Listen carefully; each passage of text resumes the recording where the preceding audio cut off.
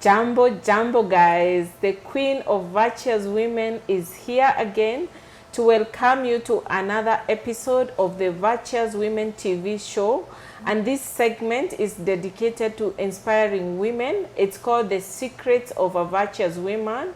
And today we are featuring a very special guest who is very special to the Virtuous Women Foundation. Bearing in mind she's the one who did the interiors of this place. For those who have not seen our offices, you need to have a sneak preview of how our offices look. So as she settles down to the show, please have a sneak preview of our offices. They were done by none other but Millie Wajesus.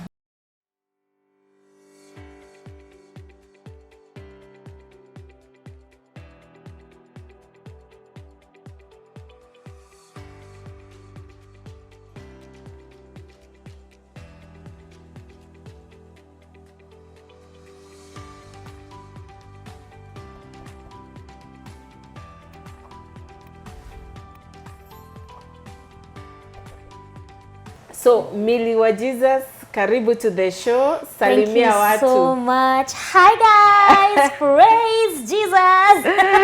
So niko peke yangu nasema it's Millie Wajesus here. The Wajesus family here. Yeah, yes. Thank you so much, Sarah. I'm so honored to be here today. Thank you. I don't even know. I don't have enough words to say how grateful I am. You've given me so many opportunities. First of all, doing this office, it was such a dream come true. And I've never done an office before. Wow. Yes, so it was such an honor to do the Virtuous Women Foundation office. And the fact that you love what you did, we are so happy about that. And also, thank you for welcoming me here to the show. I can't wait to see what you're going to be doing here. Karibu sana. And just know that you're treasured by all the virtuous women out there. Thank you. Because now they have a place to call home. They have a big sister's house to run to when mambo ikichemka. I remember when I told you, when I was handing over, I told you I want to feel some flowers. Because my dream Virtuous Women Foundation offices, I told you it's somewhere in Limuru, somewhere full of flowers, beautiful gardens, beautiful spaces, somewhere where they can come, even they can be massaged if there is need before or after counseling. Somewhere where they can chill even for a few days as things cool down at home. Yeah, so that's what I had in mind, and you really delivered. Thank you. So we hope to get enough donors and enough support from our income generating projects. I'm going to be one of the donors. I'm going to be the first donor. I believe in what you do. I love the fact that, I saw you birthing this foundation. Yes. Like it started by you talking about being a virtuous woman. Yes. And you are so passionate about it. And the fact that you dedicated such a cozy space for women to come here and get the support that they need. I am super inspired. Guys, you are not even ready to see where Virtuous Women Foundation is going. Because the things that Sarah talks about. And I love the fact even this office, you talked it to life. Yes. I remember the first time we came in and it was just a hall. And you are like, I want a big boardroom because I want my girls when they come, they have space. That is and so a beautiful view. Yes, and a beautiful view. I want when they come, they feel cozy. It's like I'm hugging them. They'll be hugged by the office even when I'm not there. Which is amazing. You did well. Thank you so much. So now there are so many people in the show. Don't forget, we are not at the Wajesus family show. We are at the Virtuous Women TV show. Yeah. And maybe some people here don't know about the Wajesus family show.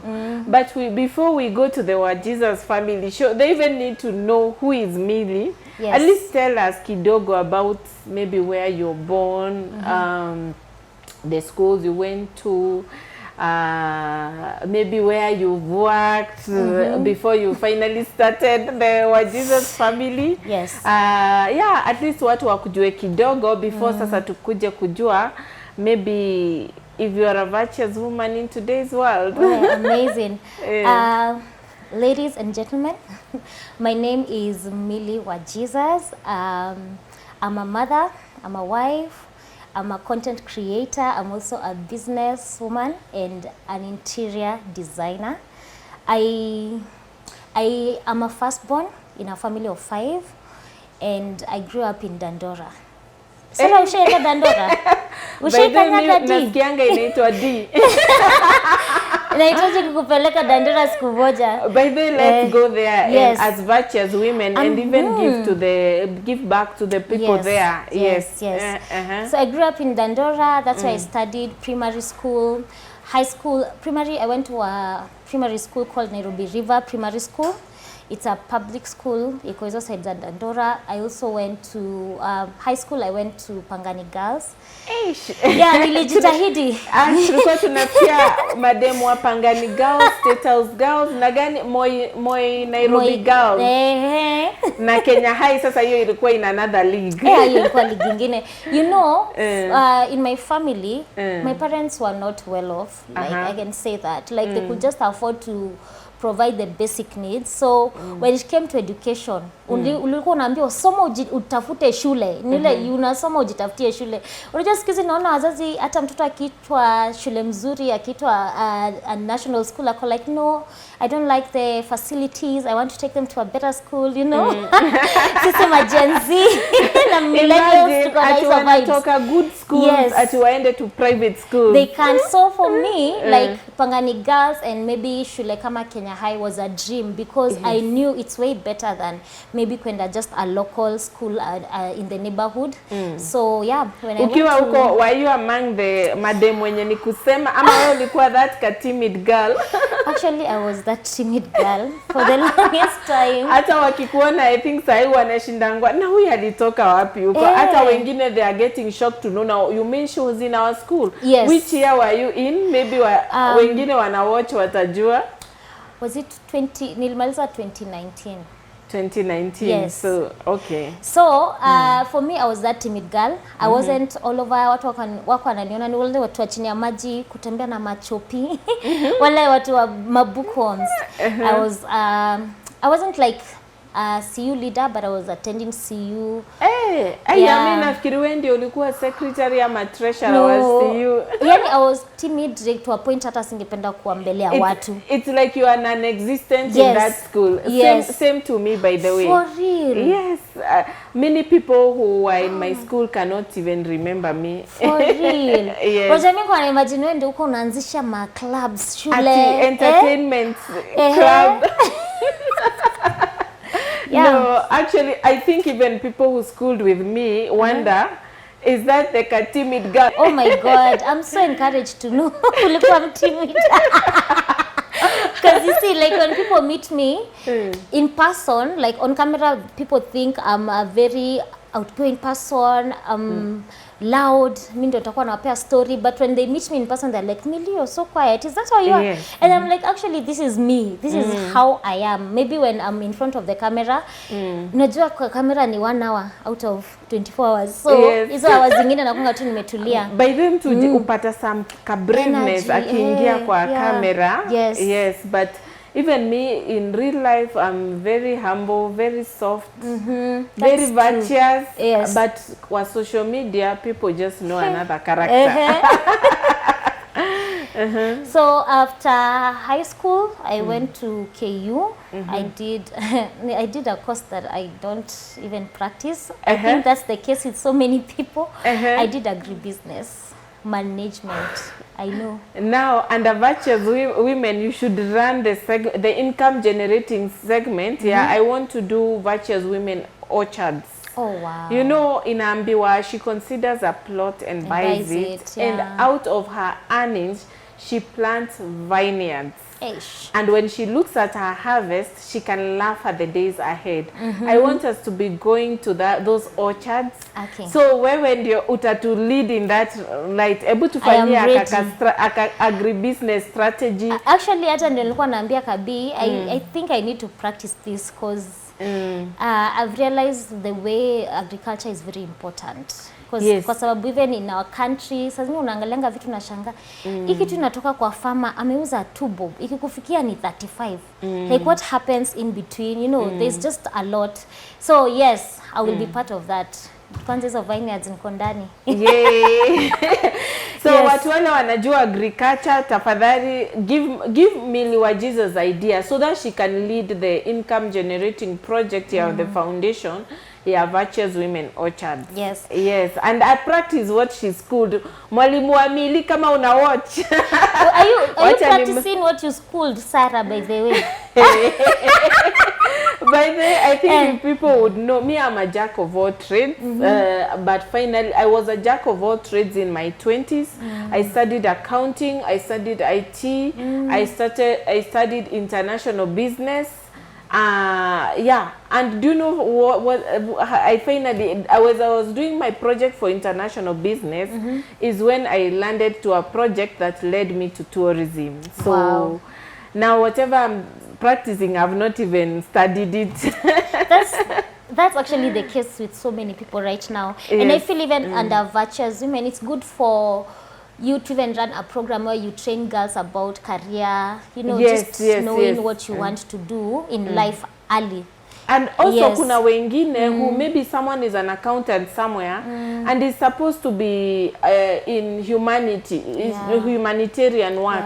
Another person who is in humanitarian maybe supposed to be a fashion designer. So I think if you know you can run the program of maybe helping people settle into the right careers, I think you need to talk to Virtuous Women Foundation. We see how we can partner to make sure that women are living their purpose. Yes. Yes. Which is very important. Yeah. So when I finished agribusiness, I'm also a jack of all trades. I was doing a lot of business when I was actually in high school and also in university. I would do branding. I had a business, a clothes business, where we are doing custom-made African wear. Like you see something like this. I remember the matchy African outfits for couples. Yes. You should revive that. At least couples wakuwe na place wanaweza enda wana get match. I believe every couple needs a matchy outfit. Yeah, hiyo ni ukweli. Actually, it's still there. It's only that it's not very active. Some things you should do. That's where partnerships come in. There's someone who can deliver that. Yeah. And you like ukwe tu unaona at least in my marriage works mission. At least I'm helping couples to dress. That kumatch, kuna venye nasaidianga ndoa, wacha niwaambie ukweli. Unajua mkimatch lazima mtembee pamoja. Unajua utaki kuacha uko mbele mwingine uko nyuma. So it's also a tip. Matching is good. Okay. So please make sure you live to the purpose of making sure that nikikuwa na event na nataka kumatch na mtu wangu, I know who to talk to and it will be delivered. I will look into that. And after uni nikajipata nafanya tu biashara hapa kule. I tried working. You've never been employed? Yeah, for I think 2 weeks. 2 weeks only. Wewe. Na vile some of us worked for 10 years. Mimi nilishindwa. Guys, I worked from 20 to 30 years. So you only worked for 2 weeks. Which kind of organization? Actually, interestingly, it was real estate. They were doing aluminium windows. And we were supposed to do sales. So it was not even in line with what I studied. So for me, it was so awkward. Though right now, looking back, I'm like, I've ended up doing interiors. So probably I would have learned something there if I stayed a little bit longer. You never know. Now you'll go back to give them business. Yes. Yeah. And by the time I was finishing uni, I was already dating with kijana barubaru. Guys, ebu tuwaonyeshe mtu wake. Ebu tuambie as they let them show the slides as you tell us about now some kijana barubaru showed up. So, kijana barubaru tulimit nikiwa form 2. But we were just friends. And then at some point we didn't talk for a while. And then when I was in uni, first year kienda kuisha huko nikienda second year, nikamwona Facebook. And then we're like, wow, this guy amechange jina because he used to call himself Pinches. And right now I'm seeing Kabu Wajesus. So I was like, is it the same person? So I reached out just to say hi, like, hi, is it you? Madam, napata fomu hapo. Kumbe ulimkatia. Sikumkatia. Nikumjulia tu hali. Wewe tuambie ukweli tu. Nikumsalimia tu. So that's when we started talking again, and then you know the rest is history. So from second year tukaanza kudate. So immediately I finished college. A few months later we were doing our wedding. Actually a few months later we were doing our wedding. Wewe haukupata chance ya kuingia kwa soko. Yeah, so mimi sikupata hiyo chance. Imagine I didn't get that chance. I got married at 24. And when I got married, we were just doing the family business. At that time, we were doing production. So I got interested. I was interested with, you know, shooting, flying drones. And then I also developed an interest to learn makeup. I learned how to do makeup myself. Akadem, wacha tuseme ukweli. Kalikuwa sijui niseme ni kujiingiza ama nini sasa hebu sikia meet guy anajua stories za shooting na akajua to hang around this guy. Yes. They are always with girls coming to do makeup. So ukaona hapo nifanye makeup. Mtu asiponyoke na yeye. Okay. Ponyoka. Instead uko kari na sijui inaitangwa nilienda kari internship for 3 months. Aki I hated it. Instead ya ukue uko na researchers. Mnapatana jioni. Ladies, mnasikia venye watu ujiseti ama useti mwanaume. Yani but it's good. Kabia nisikia ukisema hivyo atafurahi. I'm sure he'll be watching na atajua yani kumbe alikuwa anafikiri ni wewe unamkatia, anakukatia kumbe pia wewe ulikuwa unamkatia by changing your career. Imagine from an agribusiness, you know, consultant to a makeup girl. You know what, Sarah? Like for me, when I went to do agribusiness, nilifanya, I didn't get any advice. Kenya tu nilitiwa, ndio mimi nilienda kufanya shule. At some point I tried doing finance. I don't know, sijui kulikuwa kumejaa, so sikupata chance ya kufanya finance. So me, I just continued with agribusiness. And my parents, when unawaambia nataka kufanya parallel, ati nilipie hii instead. So hata kuna vitu ungefikiria. Yes. Anyway, we don't want your excuses to share. Viewers, hebu niambie hapo mnaonaje hapo? Wacha tuache viewers wa decide. Then all of a sudden tukaona dem ameproposiwa and a wedding happened. Yes, actually that was the beginning of us being kwa limelight. Because now people started getting interested, like who are these, mbona aliproposiwa kwa TV nini. And then now me, I wasn't ready for that. I wasn't ready for all that attention. My husband loves recording, he loves sharing our life, and you know, he just loves being on camera. He doesn't mind. He's a natural. But mimi nilikuwa nakataa. Hata kuna angekuja hapa na kamera na iskuma naambia no, I don't want this. Me, I want to think of the next business to do, because me, I've always thought me, I just want to be a successful businesswoman. So ebu tuambie sasa, what made you now finally seize the opportunity? So what happened is first of all, we already were calling ourselves the Wajesus family. Yes. Because yeye alikuwa anatoka Wajesus, so of course mimi nikiolewa ni Millie Wajesus. But hiyo nilimwambia hiyo si ndoa, hiyo ni yangu na Yesu. So ni Millie wa ule Jesus mwingine, Bwana Yesu. Yes, Bwana Yesu. So as the Wajesus family, hiyo time tulikuwa tunashare to our life first year in marriage, and people were interested, even our dating as not got share. And I noticed people are like, by the way, you guys, your love is so genuine. I love the way you love on each other. Like, wow, I wish my man would love me like this, you know, such things. So to realize that there's something here. like people don't see enough of people loving each other online. Watu wanasikianga tu stories za watu wakiachana, wanasikianga stories za mtu alichezwa ma heartbreak, you know. Some people don't even want to show their spouses online. Yes. By the way, wacha hapo tu ni kutetea watu wengine wanaulizanga ama hii love yenyu ni real. Guys, these are like, I would call them, they are almost like my best couple, although they are younger than me. But we are very close with them until we became neighbors, so that we can see each other more often. And I'll tell you, I love the way your husband loves you. Oh my God. Kwanza words of affirmation. Ni mara mingi hata nime complain to my husband, akaniambia wewe unagoja mimi nikuwe kama Kabu, utagoja. Oh my God.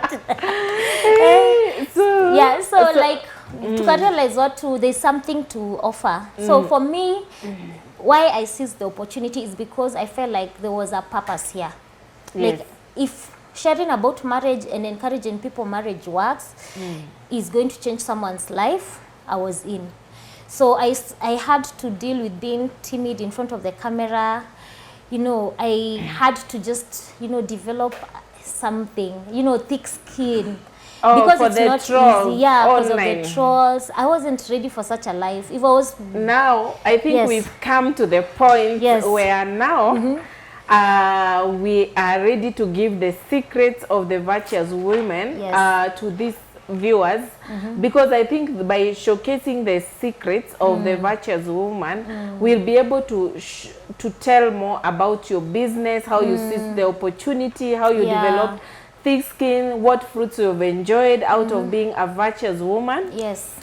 So now here we have we've come to the next segment of the secrets of the virtuous woman, and to be able to unveil these secrets, I'll tell you that as you know that my mom raised me to be a virtuous woman. So for the mothers out there who are trying to raise your girls to be a good girl, know that even if you're having to hiccups, to challenges, that the things you're telling your daughters right now, they will never forget. My mom is late, but I'm telling you, I like her words keep lingering in my mind. All the things she used to tell me as she was trying to mold me to be a virtuous woman.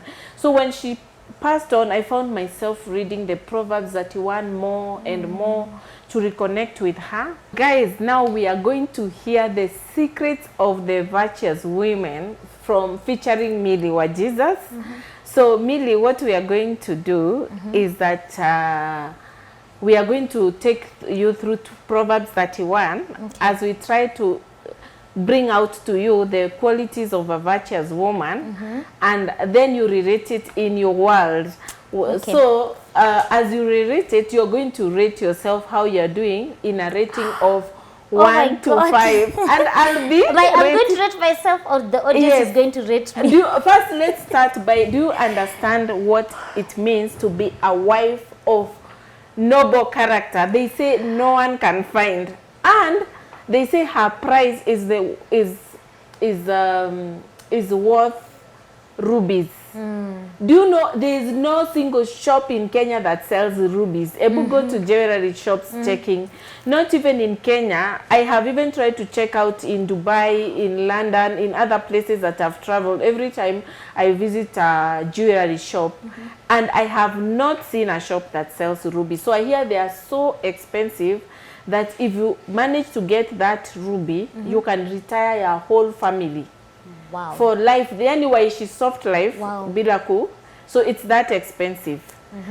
So we are going to take you through qualities of a virtuous woman in today's world, and you rate yourself how you're doing. But before to end hapo, ebu tuambie wewe una understand what is a virtuous woman. Let me say this. Before I met you, I used to think being a virtuous woman means you're a good girl, a church girl, maybe you're a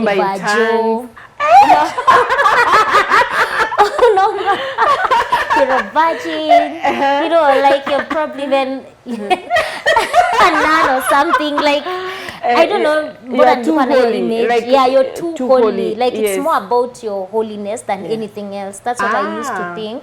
But after interacting with you, I've come to understand, like, a virtuous woman is a hardworking, most importantly, hardworking woman, a woman who takes care of herself, a woman who takes care of her family, of the people around her, a woman who has vision and goals and actually goes for them. Yes. Wow. Yes. Now her, at least she's worked with me a bit, and she understands what is a virtuous woman. Otherwise. So I'm going to give you this.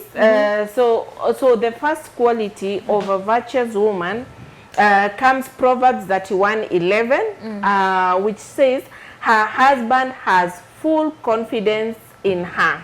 Wow. Ebu tuambie. I wish Kabu was here to tell us, but how trustworthy are you in the eyes of your husband? Let me tell you, that one I can rate myself a 5 straight up. 5 because over you can 5. tell from how my husband treats me. Wow. Yes. Ebu tuambie, uko na pini ya simu yake ama ya M-Pesa? Niko na kila kitu mpaka ya roho. I have everything. Everything. For real. So ya M-Pesa, ya kadi zote za bank, ya WhatsApp. Hata mimi mpaka we even share facial recognition ya on simu. the phone. Yeah. My face can open his phone.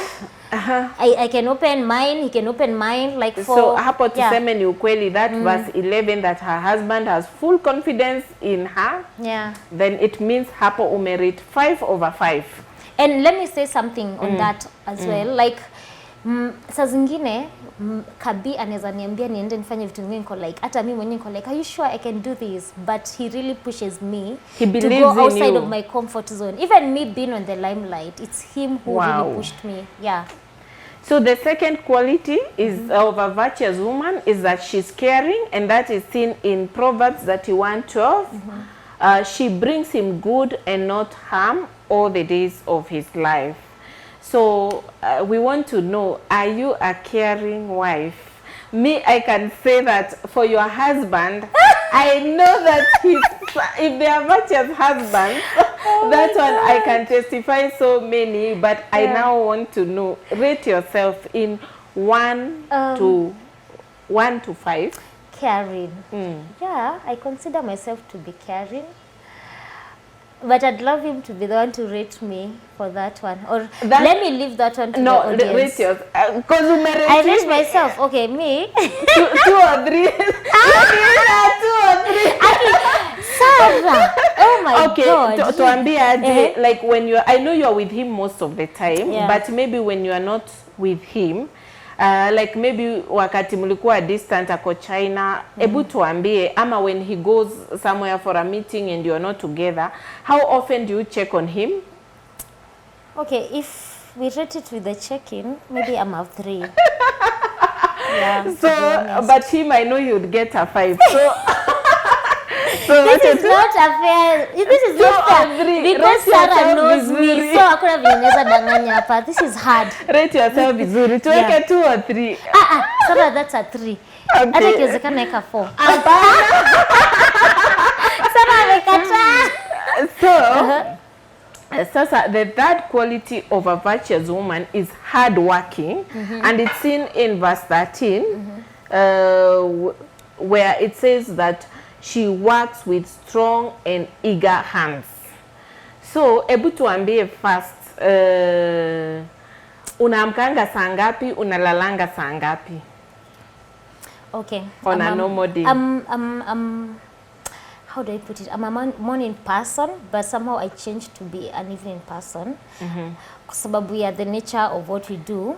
But on a normal day, 7 a.m. I'm awake. I don't wake up at 5, guys. It's a lie. But 7, and mi nulala mapema. So, but I hope you're not rating it na usingizi kwa sababu when it comes to working, evening, I work. I know early birds sleep early. Yes. Yes. But okay, this one I can rate you that I know you guys are hardworking. Yes. Hapo, there's no doubt. Even for the channel I to give be, myself but 5. now let's say this, you know, you guys work together, so But we don't know if who we- is if the I was not- motivator We are of both the two. motivators. Between the two of who do you think pushes the other one? Like lazima tushuti before tulale, lazima hii ende online kesho. Who do you think pushes the other? Actually, we push each other the same. Able to rate between Me, 1 to 5. You know, I'm 5. giving myself. Hey, Yes, 5. that's a 5. There's Sarah, no you room want for to? improvement. There's no room for improvement. No room. Yeah. Okay. Yeah. Sawa. Hapo ningekuwa mimi ningejiri. I still feel I can do Ungejiweka better. ngapi? I would still put 4 because I feel sometimes I don't work as hard. Oh, maybe. But for you, if you feel Why should I you're take a giving your 5? best, like No, there's it's no not room my for best. more. Okay, there's room for improvement. Let's So, say 4. take Let's a just 4. be honest. 4. Okay, sasa we need to work on the room for improvement. Yes. That's why you need to join the Virtuous Women Mentorship Program so that you can know maybe even where to improve on. So the next quality of the virtuous woman is adventurous, but for me I would call it the soft life queen or a traveler. So as in, to be able to understand more, we need to read Proverbs 31:14. It says that she's like the matured sheep bringing her food from afar. Ish. So it means the virtuous woman is someone who travels far and brings, you know, nice things from out there. I Yes. think Apple, I can see you smiling. Yeah. Because you... It was, first of all, we have bonfire adventures, so it's so, yani, it has made me a soft life queen. Just bonfire adventures in itself, kwa sababu we've traveled. Ebu waonyeshe some of the slides We've of gone the places you've yes, traveled. we've been to Dubai so many times. We've been to Turkey. We've been to Cape Town. Baby Moon. Yes, we've been to Mauritius. Seychelles. Hey. Kwanza I remember hiyo kapicha ukiwa kwa boat. Hey, hapo Even to Singapore. Wewe hapo tutakupea 6. But now kuna part it is very specific inasema that she brings her food, verse 14, from afar. Yangu ni hapa tu Githurai. Ebu tuambie first, wewe ni mtu nyumbani unapikia mzee tu gadhufu na kaugari kienyeji reloaded na kuku kienyeji na minji. Anapenda hivyo, imagine. Guy. Anapenda kienyeji. Lakini sasa unasikia ukiwa a virtuous woman, ebu tuambie your favorite cuisine from around the world or the places you've traveled. My favorite, I love Turkish. I love their kebab, I love their shawarma. I love their breakfast. No, there's just the way they do it. Umeniambia cuisine, Sarah. Yes. Sarah, najua unataka ziseme sushi, vitu kama hizo, but just know if you're a virtuous woman na wewe haujaionja sushi, haujaionja prawns, haujaionja Mexican food, haujaionja. For me, my favorite cuisine is Thai food. You know why? Because they are mathufu. You know, yes, I also love so Chinese tasty. because of that. I love the Chinese mathufu. But mathufu is Chinese as much as your Thai. Yeah, I think I need and to try also that. Vietnam cuisine. Guys, we need a Vietnamese restaurant in Kenya. We don't have one. When I was in London, the hotel I was staying, one of the hotels I was staying in next was a Vietnamese restaurant. Aki nakwambia, watoto wangu si walipenda. Sasa nashindangwa nitawa surprise wapi with a Vietnamese restaurant. I think I've seen one online. Nitakutumia link. So if unajiita virtuous woman na unafikiri virtuous tu ni kuomba in tongues, just know that kwa nyumba. Just know that you need to learn more. So the fifth quality of a virtuous woman is that she's very organized. And we see that in Proverbs 31:15. Let's see what it says. She gets up while it's still night. She provides food for her family and portions for her female servants. So hapo, maybe we already, at least ulishatuambia you wake up by 7. So to be virtuous, sasa hapo, okay, by the way, ya soft life, hapo adventurous tumekupea, karibu nikupea 6. Okay, give me a 5. Wacha nikupea 5. Yeah, let's do 5. Because it's out of 5. Yes. But now when it comes to nini organized, let me just give myself tuambie tukikuja kwako. Yani okay, me hapo I'm good. That one, guys, you need to see her house. Ebu tuwaonyeshe slides of her house. Yani hapo hata mimi nakubali upewe 5. Okay. By the way, and you've done well at your age, having such a beautiful home. You've done well. Thank you. So guys, to be virtuous, tumesema si kuongea tu in tongues, kuongea na ndimi. Lazima ukue uko na home that your husband akiketi huko akikunywa kajuice kake hapo na ka glass kazuri, amekalia sofa maridadi, anasema hey, kweli nilioa. Yeah, so hawezi kuwa na nyumba. Ushaona, me remember tukiwa wadogo, there's a place we used to visit, sitasema ni wapi, but nakwambia from the main door unasikia smell ya mkojo. Mkojo ya watoto, alikuwa na watoto kama 4 wadogo, age ya kina sasa watoto wetu. Akina kwambia unasikia harufu ya mkojo from the door. That is not virtuous. Ukienda kukalia kiti ukiamka iko na mkojo. Yeah, so it's not an excuse. Hata white seats with kids, they are manageable. Na kama unataka kuslay, maybe utaki kufanya ati wewe ndio unafanya kazi za nyumba, make sure una organize wafanyikazi wanafanya kazi vizuri. It doesn't mean that uko hapo unaosha vyombo, si ndio? Yes. So unasikia inasema she portions the foods for even her female maid servants. And that's something else that was like sometimes nasikianga watu wakisema like I'm a homemaker, I don't want to work kwa sasa nimeolewa. Watu wengi wakiolewa, you think that that's the end of you hustling. Unaenda home. Let me tell you, are not setting a good example to your children. You need to be a role model to your children, and the Bible has allowed you to hire maid servants to run your home. So that you can be able to go out there and hustle. Watu wale wanasemanga, we sisi tulishindwa sijui kuhire house girls. Just know that you are not virtuous enough. You should be able to live in harmony with house girls like your family. So kama unajua you are not in good books with your house girls, then you are not virtuous enough. It can be challenging sometimes, but we are learning. There's room for improvement. There's room for improvement. So twende number 6, quality of a virtuous woman, is found in Proverbs 31:16. It says that she considers a plot and buys it, and out of her earnings she plants a vineyard. Sasa ebu tuambie tu ni ploti ngapi? Yani unasikia, okay, let's start with she considers a plot. Yani unaweza kwa yani hata kuna ile ploti ni wewe ulienda ukaispot. Na I know you work together with your husband, but kuna ile kuispot useme ile ndio tunanunua. Let me tell you something.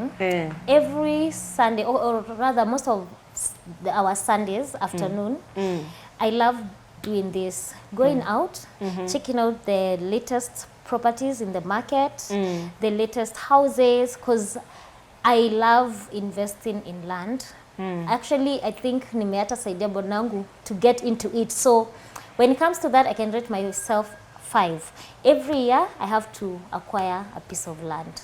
So uko na maploti kadhaa under your name. So hapo tukupe another 5. Hey, you're doing well. And I would say the plots you have at your age, when I was your age, I didn't have such. So you're doing so well. So that one 5 is well deserved. By the way, hata mimi, to be frank, most of the properties we've bought, I'm the one who spots them. I'm very good in spotting. Sometimes actually, kama unaona kama mtalii. Do you know, yani I can even show you photos. Yani I went, nikaona what a beautiful place. And I was like, we need to own a slice of this. Wacha sasa ile nakuja, because you know our money is together. Ujaribu, lazima hata ufikiri venye utaelezea. So kuna kuconsider the plot na out of her earnings.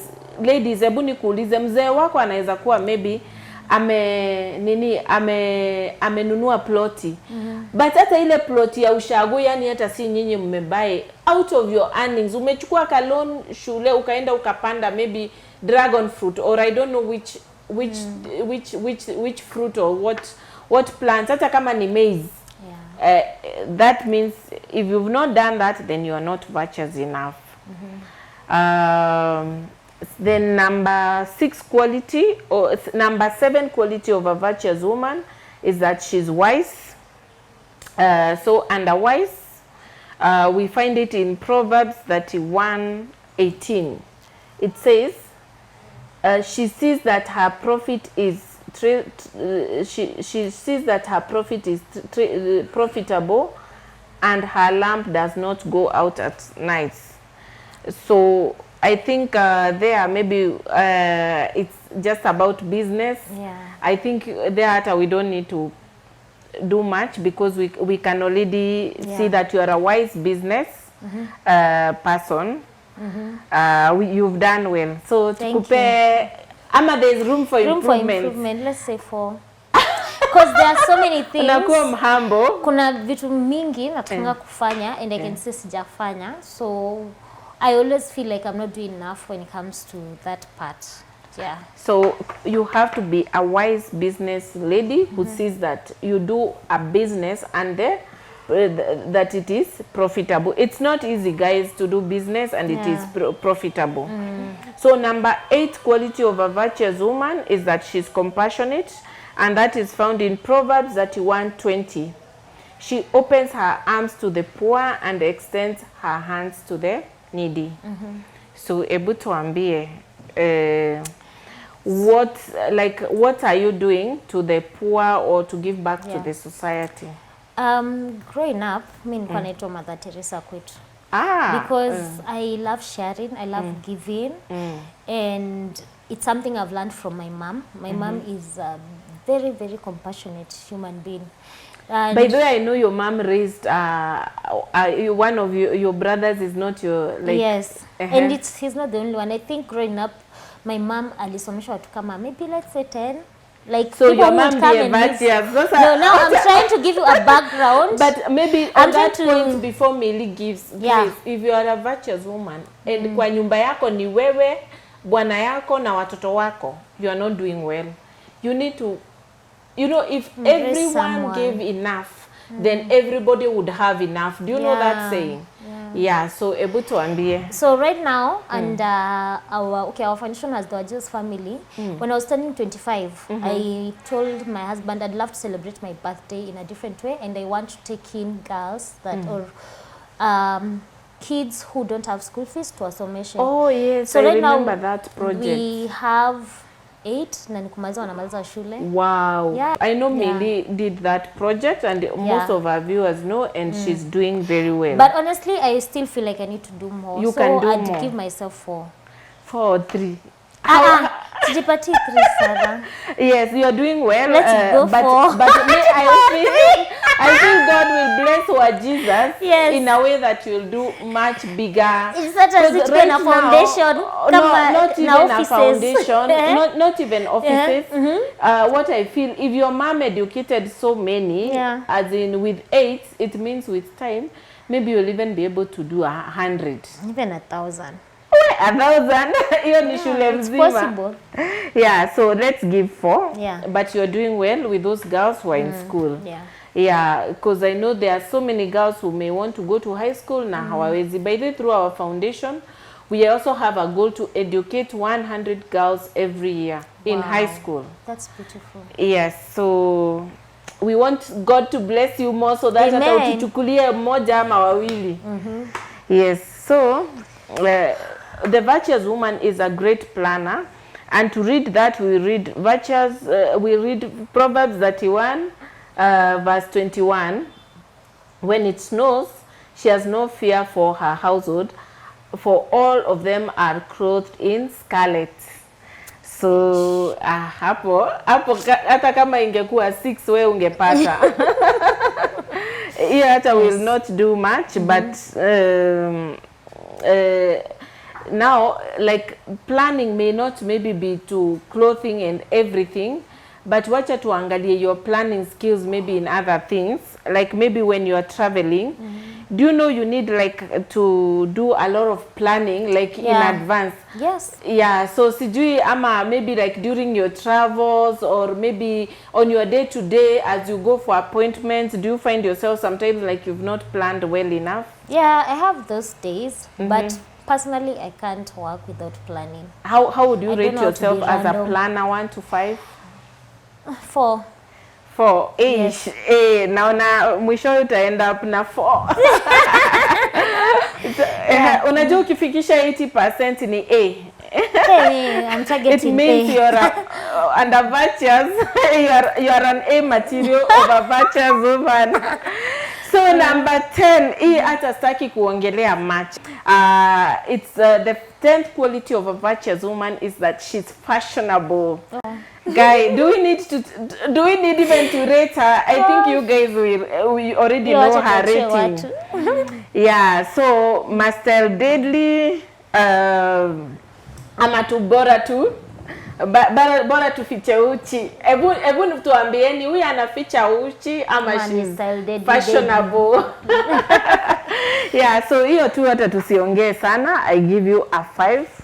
Ladies, wale mnajua ati kuwa virtuous woman ni kuvalia zile skati mrefu na kisweta ile inaitangwaje, sijua maina jina. Waterfall. Oh, inaitangwa waterfall. Ile mrefu inafikanga huko chini. Yes, so to read the verse, si ati tunajitungia vitu, ni Bible imesema. Proverbs 31:22 says, she makes covering for her bed and she's clothed in fine linen and purple. Ish. So mnaona why our offices are purple. I think purple is one of the most elegant colors. It is. I also love when, so you need to have, as a virtuous woman, by the way guys, when mnatembea virtuous women offices, mnavaa purple, so that at least we know that you're virtuous enough. Like the real virtuous woman. Yeah, so hata wewe sasa in your wardrobe, wacha tu wanange more of purple. And fine linen, you know, even with fur. Yeah, so number 11, quality of a virtuous woman is that she's respectful, and it's found in Proverbs 31:23. I can help you but read. Before we go, Ebu read for me. 23. Yes. Her husband is respected at the city gate, where he takes his seat among the elders of the land. Yay. So it means that her husband is respected because of her being respectful also to the husband. Yes. If maybe she was not respectful enough, mnasikianga hapo, the next verse says that when he sits at the city gate, like he says that many women, tunakuja kwa hiyo cause it's also a quality, but ebu tujue tu heshima tu hata in today's world. I don't know what men find to be respectful in a wife. Kuna wale wa Uganda nasikia wanatuibia mabwana. Wala kupiga magoti. Yes. Ebu tuambie, ebu jirate as you tell us, how respectful do you feel you are to your husband? Me, I can rate myself 5.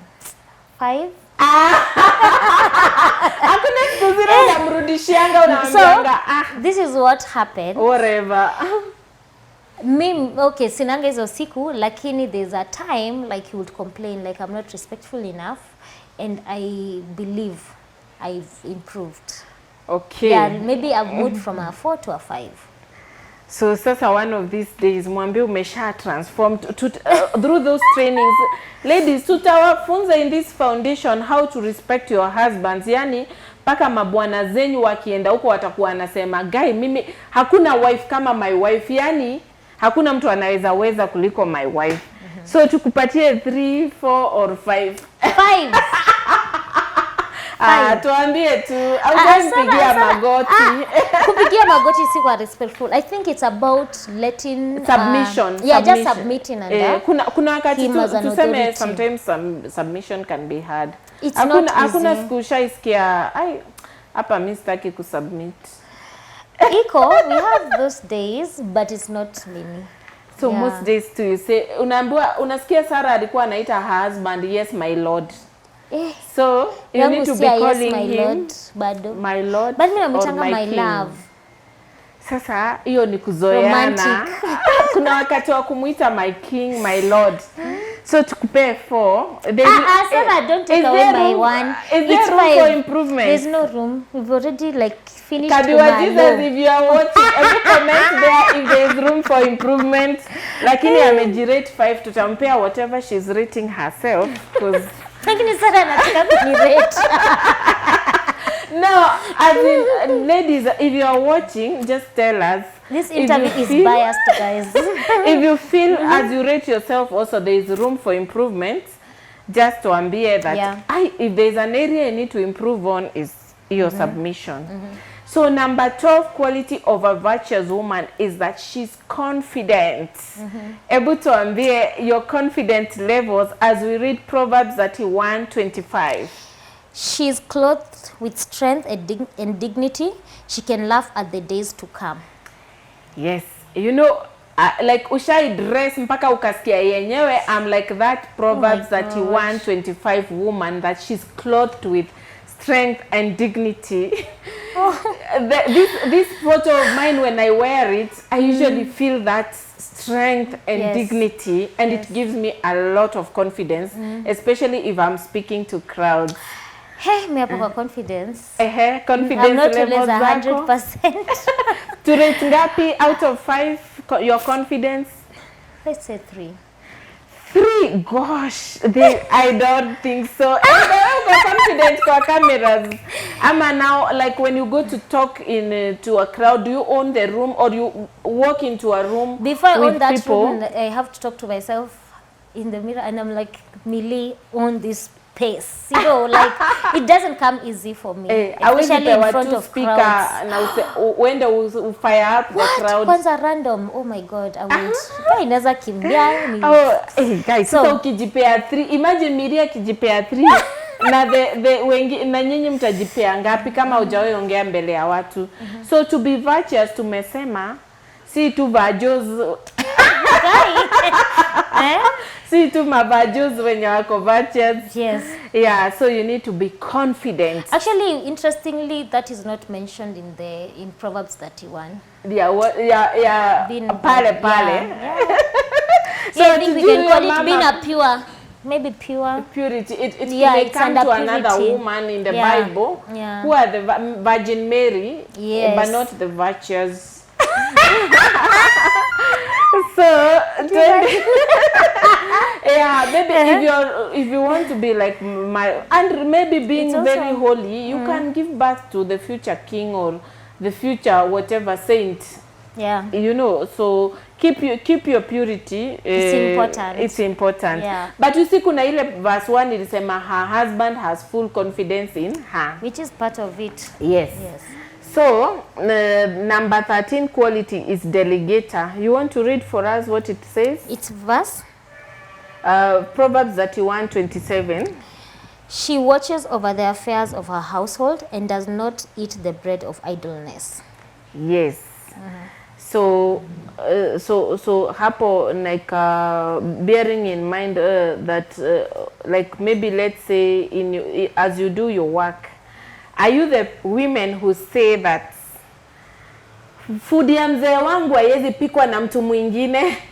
Nguo ya mzee wangu haiwezi fuliwa na mtu mwingine? No, I'm not that woman. I am not that woman. Yes. I think for me, I delegate a lot. I'm very good at delegating, by the way. Even sometimes you will come to my house like, hey, you're such a free mom. Like, you know, your child is there. Hauchungi mzee. Kuna wale nasikianga ati hata mtoto akilia kama baba anaitisha ati umpeane hivi. Hapana, I don't do that. Yes, so so delegate utajipea ngapi? 5. I know you are a good I think I even delegator. over delegate sometimes. Yeah, the virtuous woman has made servants in her house to ensure that things run smoothly, and she gives them duties in the morning when it's so that they know their program of the day. So I know there you rate a 5.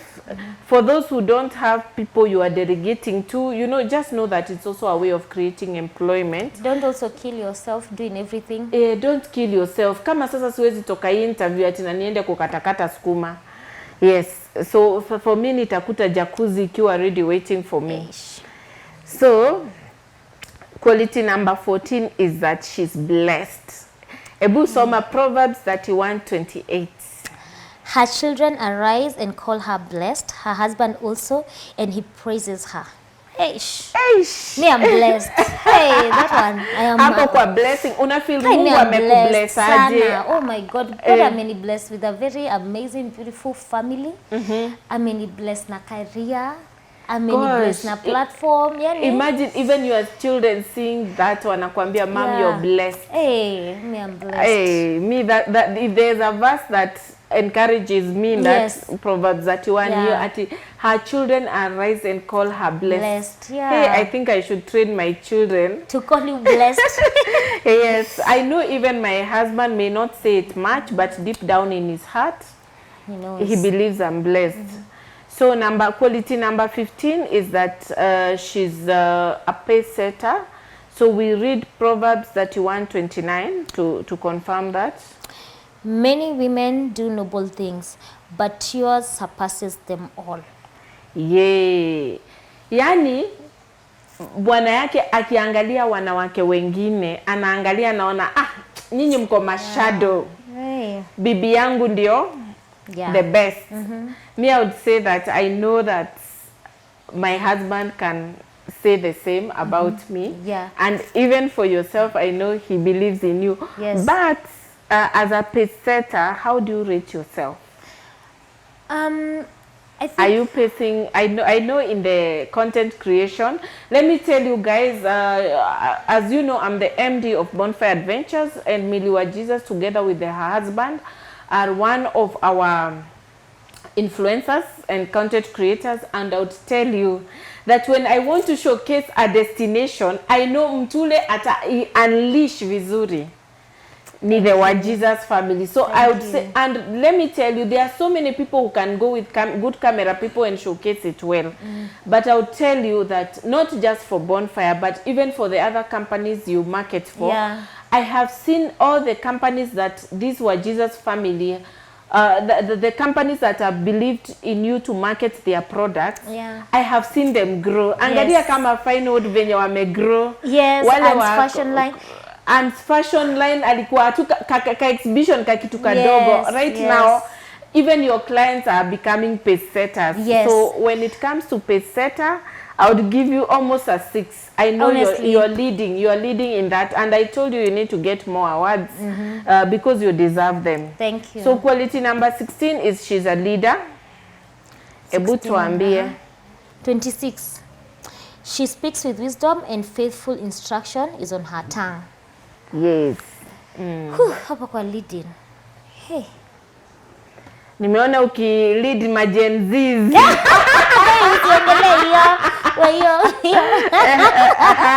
So I can say I'm a wise woman. When it comes to leadership, maybe I need to do better. I can give myself a 4. 4, not 3. Astaki kukuwa na ma 3. No, I don't want to spoil. Ladies, when you come to our show, as in, you have to rate yourself so that we create. Honestly, I'm a 4. 4. Okay. I'm actually a 5. Okay, the reason why I'm saying 4 is because I know I can do better. You can lead a team better. I love leading. I love, delegating. I don't love doing everything alone. I love doing things with a team. So for me, I can give myself a 4. Okay, so number 17, I know that one hata tunaweza rate, but soma tu numbers. God-fearing. Charm is deceptive and beauty is fleeting, but a woman who fears the Lord is to be praised. Hey, that describes you kabisa. As in, you're charming, you're beautiful. Thank you.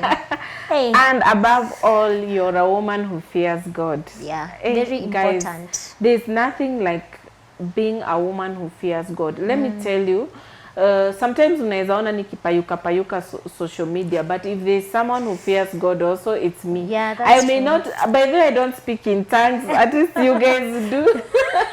But even if I don't, I fear God. And sometimes even the things I do because I fear God. Mm. Yeah, so God-fearing, I give you a 5. So number 18 is strong. 31:17. Okay. Yes. She sets about her work vigorously. Her arms are strong for her tasks. Hey, ebu tuambie venye unachapa job. Unaezanga kuhold hizo heavy Let me cameras. tell you, Ama what does your work involve that sometimes you have to be? I don't choose work. I can't just sit down. By the way, guys, I saw when the offices were being done. Oh my God. Yani, hata Miria anaweza chukua boda. Guys. So for me, I love working. I love Mr. Gwangi kazi. Let me tell you, Sarah, kuna squatter. In the house ushai sugua veranda, umefunga reso. Nasuguanga mpaka nomo na mgongo. Kwa sababu saa zingine I want to even show the person mwenye na delegate your kazi, it's possible. It's doable. Yeah, it's doable. Like if I can do it, you can also do it. Yeah. Yeah, so guys, hawezi kuwa virtuous woman, unajiita wewe ni virtuous woman na uko na tumikono hata hatuwezi inua kiti kama hii. Yani lazima work with. Usiumesikia ebu soma hiyo verse tena waisikie. She sets about her work vigorously. Her arms are strong for her tasks. Hey, so me sometimes hata like when we have bashes, utakuta watu ndio wananiambia, Sarah valia viatu, sijui nini. I'm running like Christmas party I was doing for my family. Yeah, I've seen that. Unakuta hapo I'm setting things nini leta hii hapa fanya nini. So that is strong. I give you a I give myself a 5. We Millie. Sarah, let me tell you, juniona kama unachapa gunia downtown. Ish. You know Mimi, actually do you know my name Millicent means I'm industrious. Wow. Yeah. Wow. And you are truly industrious. Yes. And the virtuous woman is also industrious. Yes. Yeah, so number the last one. The last one, number 19. So quality number 19 of the virtuous woman is that she's honorable. Some may say that she's praiseworthy. For me, I prefer to be called praiseworthy. Ebu tuambie yani watu, but before tuambie venye watu wamekusifu ama wamekupraise, we need to read Proverbs 31:31. Okay. Honor her for all that her hands have done, and let her works bring her praise at the city gate. Honor her for all that her hands have done, and let her work bring her praise at the city gate. Yes, guys, you remember the husband sits at the city gates anasema, in today's world I think majamaa uketi kule BND. Yani sijui wenye wameokoka wanaendanga wapi, but wherever they go, watu wa ushago mnajua inaitangwa aje kule wanaendanga tao. Kulitwa aje? Yeah, where men go to sit. Kabe. When they go to Kabe and then wanaona wanawake wakipita, wanasema many women are good but she surpasses them all. Yes. And the Bible talks about honoring the wife. Yes. So ebu tuambie, as in ushaisikia watu wamekusifu mahali, honoring could even come in form of an award, or you know, just tuambie, do you think you are honorable? Do you think you are praiseworthy as a virtuous woman? Yes, I do. Yeah. I don't have an award for it. I know Wajesus have received but an you award. have received an award as the Wajesus family. Yes. That means it's you. Yeah. So yes, I am honorable. Yes, na kusifiwa mama yako. Nani anaweza inaambiangwa kupigia debe? Me ata, I can say maybe from our audience. For me, I think I would say I'm your biggest fan, and I would say that you are praiseworthy. You guys are doing good job, especially in marriages, so you deserve all the praises for what you are doing for the young married couples to inspire them to be better people. Thank you. Yeah, so those are the 19 qualities, and of course the 20th comes after we do an overall ranking. Yes. To be able to confirm whether you're virtuous. The 20th quality is virtuous. I put it as virtuous because it is seen on Proverbs 31:10. Ebu asome. A wife of noble character who can find, she's worth far more than rubies. Ebu tuambie, we have 6 gems that we rate with. We have the based on how your ratings will come here. You can rate either as a bronze, a silver wife, a golden wife, a diamond wife, or a ruby wife. So each is 20. Rate 20% and below, it means you are a bronze wife. Okay. If you rate between 20 to 40, you're a silver wife. 40 to 60, you're a gold. You're 40 to 60, you're gold. Yeah. Then 60 to 80, you're diamond. You're a diamond wife. 80 to 100, you're ruby. You're a ruby wife. Yani rare to find. The moment of truth. Ama wewe, you are among those rare gems. Moment of truth. Lakini sasa kuna zingine uliniekea. Kwanza ya caring. Ya caring, I rated myself a 4. Sarah decided based on how much my husband cares for me, it's a 3. Sawa. You that know, one we know we want to give you room for improvement. If we say everything is 5/5, it means there is no room for improvement. You are super perfect.